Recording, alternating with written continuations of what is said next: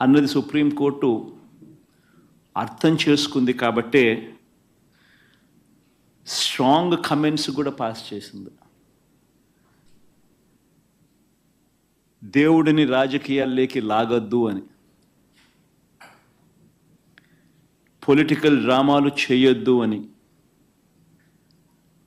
Strong comments కూడా supreme court pass చేసింది. చంద్రబాబు గారు స్వయంగా వేసుకున్న సిట్టును సైతం రద్దు చేసింది. నిజంగా తిరుమల పవిత్రతను, స్వామివారి ప్రసాదం విశిష్టతను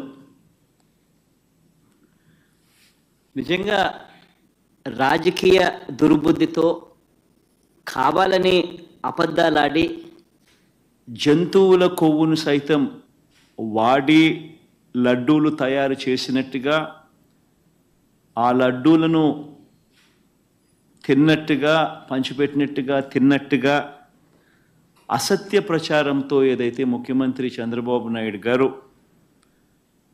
తిరుమల లడ్డును, వెంకటేశ్వర స్వామి విశిష్టతను, తిరుమల ప్రతిష్టను ఏ రకంగా అయితే తాను అపవిత్రం చేశాడో వాటి అన్నింటికి సంబంధించి గత కొద్ది రోజులుగా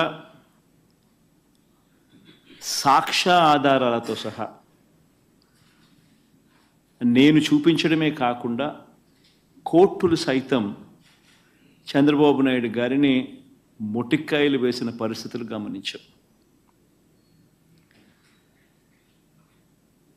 కోట్లాది మంది భక్తుల విశ్వాసాన్ని, నమ్మకాన్ని దెబ్బతీస్తూ చంద్రబాబు నాయుడు అనే వ్యక్తి ఏ రకంగా తాను పద్ధతి ప్రకారం అబద్ధాలాడాడో, ఆ అబద్ధాలను సైతం అవి అబద్ధాలు అని చెప్పి క్లియర్ కట్గా తెలిపే విషయంగా, తెలిసేట్టుగా సాక్షాత్తు టీటీడీ ఈఓ అంటే చంద్రబాబు నాయుడు గారు తాను ముఖ్యమంత్రి అయిన తర్వాత తానంతటి తానే నియమించుకున్న తన ఐఏఎస్ ఆఫీసర్, తన ఈఓ ఏ విధంగా చంద్రబాబు నాయుడు గారి మాటలకు విరుద్ధంగా, ఏ విధంగా చంద్రబాబు నాయుడు గారి మాటలకు విరుద్ధంగా తాను స్వయంగా ప్రకటనలు చేశాడు. ఇవన్నీ కూడా ఒక్కసారి గమనించినట్లయితే చంద్రబాబు నాయుడు గారు ఇప్పటికీ మామూలుగా అయితే మంచి వ్యక్తి అయితే గన ఇంత ఆధారాలు కనిపిస్తూ ఉన్నప్పుడు కొద్దో గొప్ప సిగ్గుపడతాడు.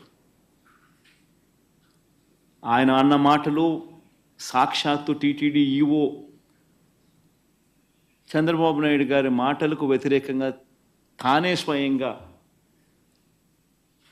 చెప్పిన మాటలు, ఇన్ని సాక్ష్యాధారాలు కనిపించినప్పుడు మామూలుగా ఎవరైనా కూడా దేవుడి విషయంలో తప్పులు జరుగుతూ ఉన్నప్పుడు, తప్పులు చేసినప్పుడు దేవుడు అంటే భయము, భక్తి కాస్తో కూస్తో ఎవరికైనా ఉన్న వ్యక్తి ఎవరైనా కూడా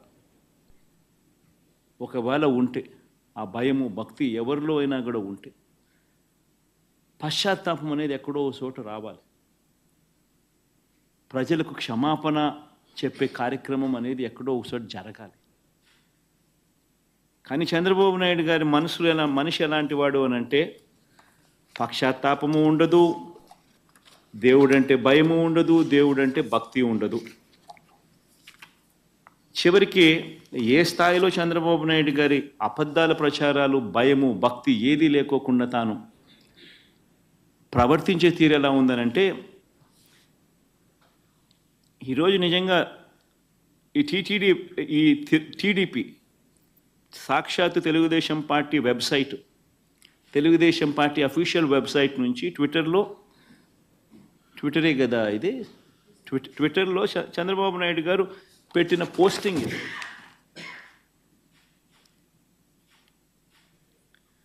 అంటే పశ్చాత్తాపం అనేది ఎక్కడైనా కానీ కనీసం దేవుడి విషయంలో తప్పు చేసినప్పుడు, తప్పు జరిగింది అని తెలిసినప్పుడు, ఇంత ఎబ్బెట్టుగా కనిపిస్తూ ఉన్నప్పుడు ఎక్కడో ఒకచోట దేవునికి క్షమాపణ చెప్పి దేవుడు అంటే భయము భక్తి ఉండాల్సింది పోయి